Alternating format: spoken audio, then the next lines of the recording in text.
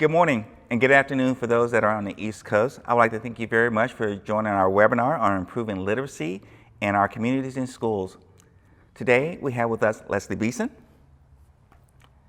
Malika Chambers, and myself, Andre Lewis.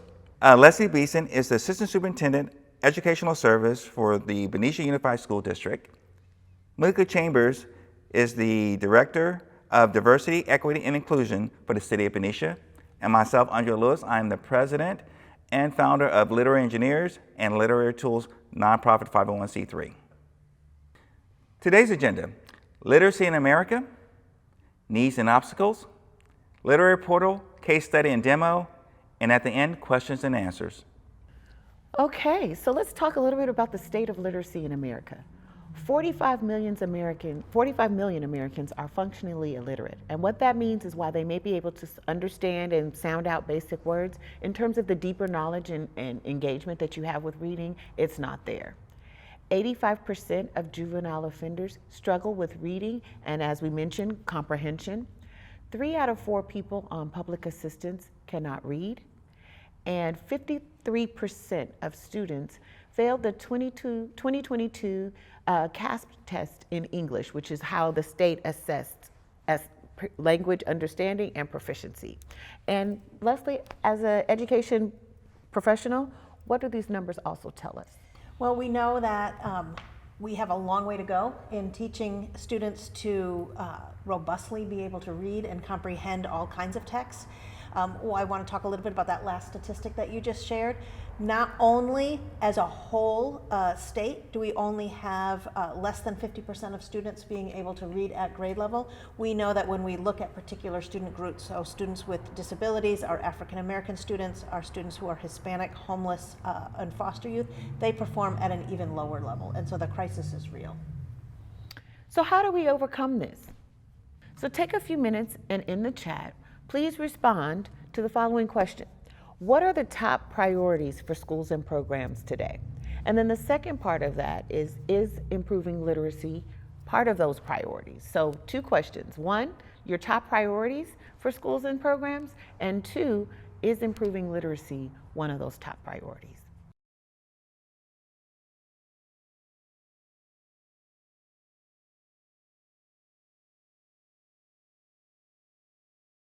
So to get us started, I would say yes, improving literacy as the reason we're here is one of those top priorities. And then going beyond that, improving literacy, what does that mean in the school district? Is it just test scores or is it?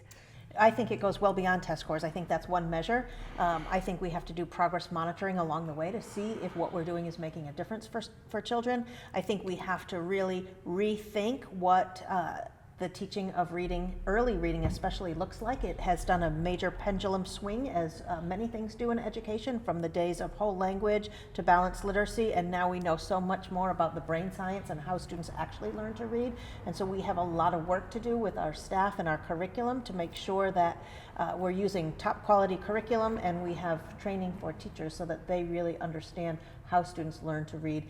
And I think another challenge that we need to address is ensuring that the materials that we use, not only to teach reading, but in all content areas all the way through school, are reflective of the communities that we're serving, so that students can feel connected to, they see authentic material presented to them that they feel like they can find that joy and that connection to. Yeah, one of the things I remember when we were having our discussions on our commission of the Benicia Reads program that struck me, I think it was a statement made that there's a 10 million word gap of word usage between those kids that are avid readers and communicators versus those that are not. Yes, at least a 10 million word gap. And so one of the other things I think we need to figure out is how do we engage families before those children even get to our school so that we can really get kids off on a more equal playing field. And we know that early literacy in language is a key component of that. When kids can hear complex language, they hear vocabulary, they're read to, they're sung to, they're talked to, at every moment of their upbringing, they will come to school with a more ability and readiness to engage in the formal curriculum. And with that, and that was one of the reasons why I helped with the portal, because I took that, and what was unique about it is my goal with the portal was to try to get kids to read at least 10% more.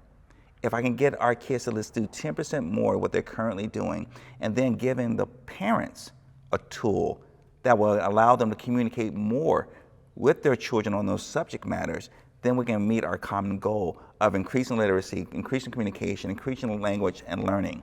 So the portal was that platform, I call it the Netflix of literacy, is that we're bringing all these resources into your home where you don't have to leave. And it's on a device that your kids are used to using that allows them to be associated with it and connected with it and use it for a positive versus, i.e., just playing games. Now we're providing knowledge and we're giving tools to our families. Absolutely. Agreed. Periodically in our curriculum of education, we taught reading a variety of different ways. If you remember back in the 80s, there was whole language and there was, a move away from phonics, which is allowing us to phonetically spell words. But now we're at a state where reading, with a highly technological society, reading is more required. And Leslie, you work in the school district. What else does the statistic tell us about reading scores? Thank you, Malika. For sure. So we know that we are not having the levels of literacy and comprehension in our schools and in our students as we would like. We know that students need to be able to read on grade level by third grade, or it really is a detriment to their success later on in their schooling and life. With the statistic that Dr. Chambers shared, about 53% of the students are not meeting grade level standards as measured on our state test. That statistic is even lower, or higher, I should say, for different student groups. So students who are in special education, our African American students, our Hispanic students, they're performing at even more concerning level. And so we definitely need to really rethink how literacy and reading are taught in the early grades in school. So how do we overcome this? I think one is really knowing what best practices are, and that pendulum has swung, as Dr. Chambers said, back in the 80s. It was whole language, it was the 3 cueing method. What does it look like, what does it sound like, does it make sense? And I think we created a group of scholars who are not using effective strategies when they hit words and content that they aren't interested in, that they don't know. They don't have any tools in their toolbox to figure out what's happening in text. And so we really need to rethink how we're teaching literacy and reading in the schools. And then the other thing, and we'll get into more of this later on in the webinar, is we really need to have all kids from the time they're 0 to they go to school really come from literacy and language rich homes, because that helps to even the playing field as kids enter school. Thank you, Dr. Beatson. Okay, so we've got a couple of yes, it's a priority. Mark Patton, thank you. And then also Carolina Castilla says motivating students to actually enjoy reading is a priority, and yes, improving literacy is the same goal. One other comment from Mark, functional literacy as well as career-specific literacy will be important in the digital age moving forward. And we agree, we agree. Question 2, what are the biggest obstacles to improving literacy in schools and programs? And not necessarily, when I say obstacles, I don't necessarily mean challenge, because it's always going to be a challenge. But when I think about the word obstacles, I mean, what are those things that are getting in the way of us being able to improve literacy in schools? And so we'll give you a few minutes to populate the chat.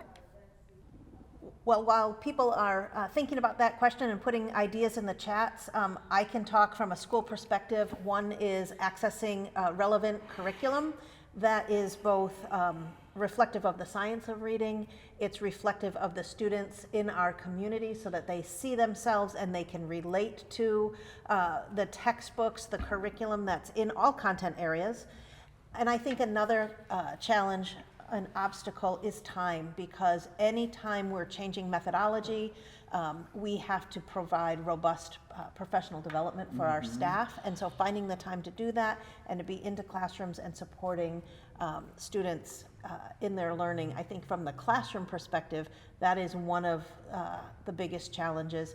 And then I think, as I mentioned earlier, really helping our community value and see the importance of literacy at a very early age, not waiting until they get to school, but really surrounding kids in language and literacy from the very, very early ages. One of the things that we did in our community in Benicia is to really identify and articulate that we are committed to all kids reading on grade level by third grade, which we know every school district in the United States wants to, but we made it very public and proud and saying we're going to do whatever we need to do to make sure that that happens. And one of the things that we did was we, back in 2019, started a partnership with our city, because we know that literacy and its reverse, illiteracy, can be a community issue. And so we wanted to really partner with our city, our mayor, our city council,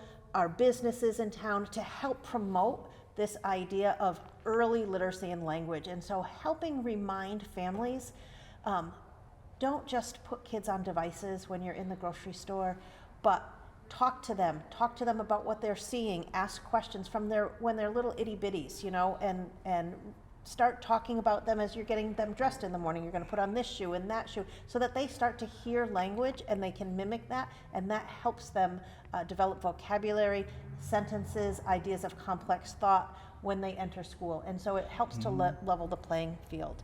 So we started a program, a campaign, if you will, called Benicia Reads, and it is a partnership between the city, as I said, and our school district. And we are so fortunate because at that time we have many different organizations coming on board, and one being Mr. Andre Lewis here.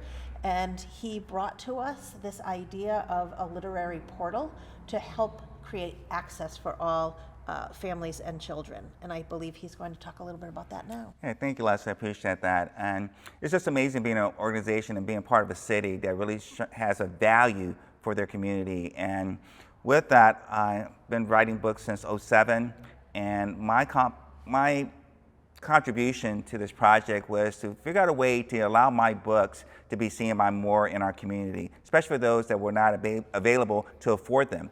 So with my team, we came up with this idea to create a platform that could be done on the internet to give access to those kids and those families at a reasonable price. So our concept was called the Literary Portal. So I'm gonna give you a video of what the Literary Portal offers.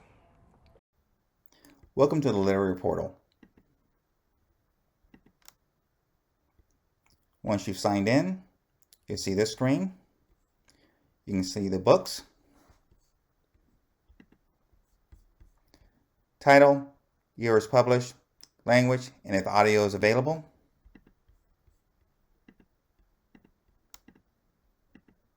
For emerging readers, we have access for voice. Jonathan, Bianca, Olivia y Chris se estaban reuniendo en... Turn.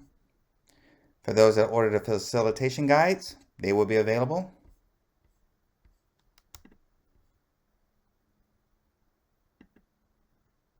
This exercise is going to take you up to 5 days, a 30-minute exercise each day.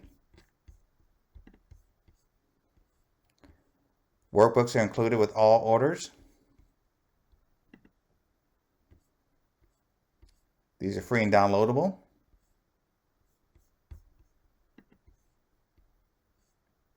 We have resources that are free and downloadable, like definitions for our financial book, explaining budgets for families, youth, young adults, families, compound interest.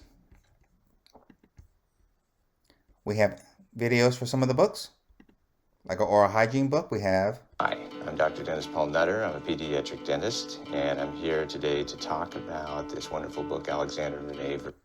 And we're also doing inspirational videos of people talking about their why and their passions. Hi, my name is Rosetta Upshaw. I am an award-winning attorney, a past president of Black Women Lawyers. And then there will be controls for those administration personnel. Like you see, we only have 14 books on there now. I'll click here. Alexander Renee versus Dr. A was not visible. Go back and go back to the catalog. Now we have 15. Thank you very much for visiting the Literary Portal. So that's our Literary Portal. Basically, was giving us an opportunity to put our books on there, and you can see some of the very basic aspects of what we're trying to do. And we're going to make this available to people across the country. Another aspect for those we're doing is a way to give administrators the opportunity to see the information that's inside of this and to give some analytics. So I'm going to show a quick video of that functionality. This is the analytics from the administrator dashboard. You can select the school district as administrator. You can choose your date, hit submit, and it'll show you grade, the numbers, and the total logins.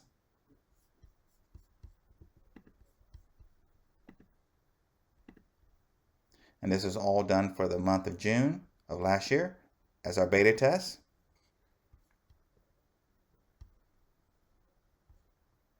And again, you can see the numbers.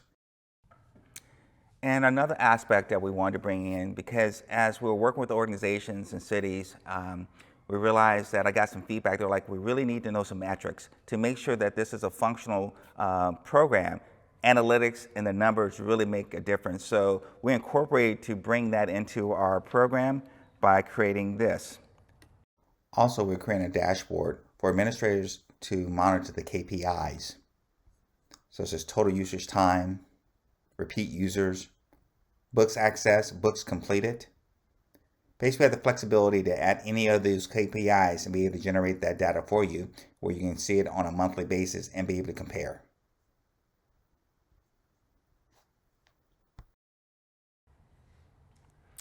So that's the Literary Portal.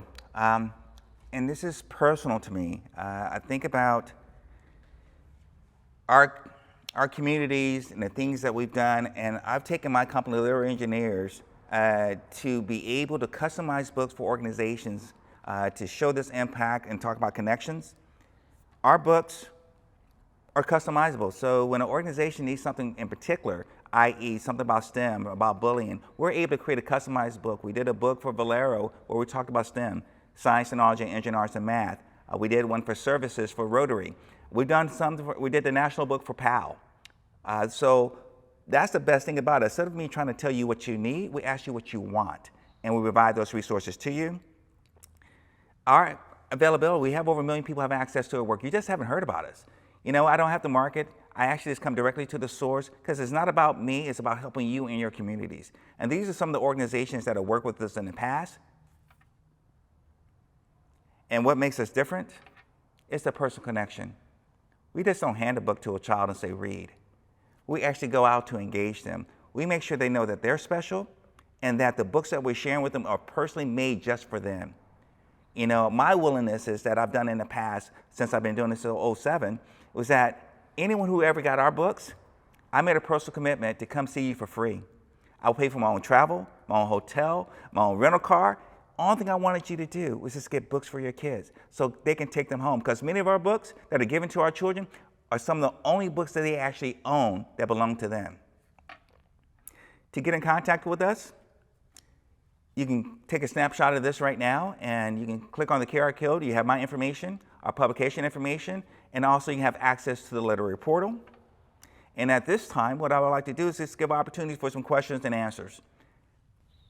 Well, we do have one comment from online that I wanted to just share. This is from James Caniford. He's listening live from London, England. Wow. He wanted to share that the utmost importance of phonic knowledge and phonics matched books, which is just what Andre was talking about, customizable books, in the child zone of proximal development. We have seen early reading achievement raise well over 90% in our schools. Keep up the good work on the other side of the pond. So thank you for that comment, James. I appreciate that. And that's the thing too, what I've noticed as I go around the country and we've done these programs. We did some beta testing in Louisiana, and it was very insightful to see the engagement with the kids. When they have someone personally there with them and they have the flexibility to have things, especially those of color, of children, multicultural subject matters that are covered and the diversity and equities that we put within our books, that's what makes them unique. It's not a cookie cutter approach. You know, it's not like I just take things out here and put them there. No, we listen to our clients, we listen to the organizations that are trying to convey these messages and create those customized books for you. And the portal, man, now we have an opportunity to give them access no matter where they go. If they're on a cell phone, iPad, laptop, you have the capability now to reach and have those accesses for you. Any more of the questions? No more questions. We can leave the chat, the question and answer queue open for a few minutes if you want to ask a question that we can follow up with later while we have our closing remarks. Yeah. So, slide please. So my gift to those that are listening today, just for joining the webinar, at the end, we're going to be sending out an email that's going to give you the opportunity to get everything we've shown you today for $10 per family to have access per student. Also, the very first 5 organizations or school districts that sign up 1,000 subscriptions, I'm going to make a personal visit to that school district on my own and come speak to your kids and do presentations. And then I have the video challenge. I would love to see those that are engaged with the portal to share a video with us about how active they were with it. What did they like about it? What else could we do? Just showing what your engagements are with your community, with your families. And if doing so, my gift will be, I will be sending out some personally signed books to those students in classrooms. My why in life is changing and saving lives through literacy. And that's what this is all about. I'm very blessed to have the things that have happened in my life, to become a pilot for FedEx, and I've been flying around the world and have those opportunities, and I all knew it stemmed from reading and giving people the opportunity to have that knowledge. So once again, thank you so much for taking the time to join us on our webinar. I know we had a couple little technical difficulties, but hey, I'm excited. And you know, nothing ever hurts when you're doing it for your love and trying to help one another. So once again, I thank you so much. And I have to personally thank Leslie Beeson for her time and giving me the opportunity to work with the Benicia Reads program to help me develop this program, to get it out into our community. And to Malika Chambers, thank you so much for your opportunity, for bringing that perspective to what we do. You know, because the thing is, if we don't do this as a society, if we don't start right now trying to work to improve the literacy in our country, it's going to get worse. And I don't want to see, as that old saying was, no child should be left behind because of knowledge. We're too important of a country, too much value, too much prosperity not to be able to share this information to others. So when you go back, hopefully you'll take this time to share with other people that you may know that were not able to join with our webinar, to be able to share this information with them so we can have this grow organically across the country. So once again, thank you so much for this time. Any passing thoughts before we leave? No, this was a great time. I was glad to be. Thank you for having us. Thank you. Oh, this is just, I love it. So once again, thank you so much, and we wish you the very best. And at any time, you can respond to the emails that we're going to send out to you. Those should be going out shortly, probably later on this week, if no later than early next week for those promotions. So once again, thank you so much for joining our first webinar. Thank All right, you. see ya. Bye-bye.